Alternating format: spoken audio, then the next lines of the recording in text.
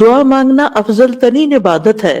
دعا میں استعمال کیا ہوا وقت عبادت شمار ہوتا ہے، اور اگر ہم چاہتے ہیں کہ ہماری دعائیں قبول ہوں تو پھر ہمیں بھی اللہ تعالیٰ کے احکامات کو قبول کرنا چاہیے، اس کی باتیں بھی ماننی چاہیے، اور اللہ تعالیٰ پر ایمان رکھنا چاہیے، بھروسہ رکھنا چاہیے، اعتماد کرنا چاہیے کہ وہ ہماری دعاؤں کو رائے گاہ نہیں جانے دے گا بلکہ انہیں قبولیت کا شرف عطا کرے گا جیسا کہ اس کا وعدہ ہے، اور وہ اپنے وعدوں کے خلاف نہیں کرتا. اور اس طرح انسان صحیح راستہ پا جاتا ہے، زندگی کی مشکلات آسان ہو جاتی ہیں.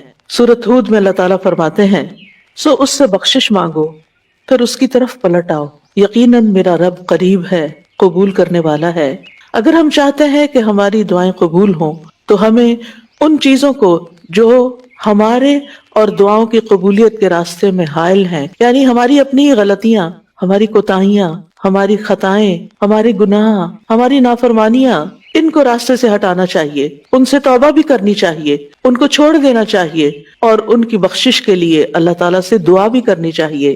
فاستغفروہ ثم توبوا الیہ ان ربی قریب مجیب. رب تو دور نہیں، وہ تو قبول کرے گا، لیکن ہم بھی تو وہ کام کریں کہ جس سے ہماری دعائیں قبول ہو جائیں.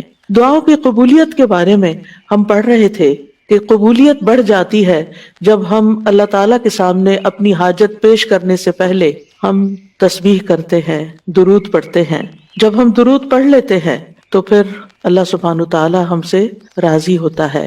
ارشاد باری تعالیٰ ہے، ابن مسعود کہتے ہیں، جب کوئی آدمی اللہ سے سوال کرنے کا ارادہ کرے تو پہلے وہ اللہ کی ایسی حمد و ثنا بیان کرے جو اس کے لائق ہے، پھر نبی صلی اللہ علیہ وسلم پر درود بھیجے، اس کے بعد دعا کرے. اس طرح کرنے سے ممکن ہوگا کہ وہ کامیاب ہو جائے، یعنی اپنی مطلوبہ چیز کو پا لے، اس کی دعا قبول ہو جائے.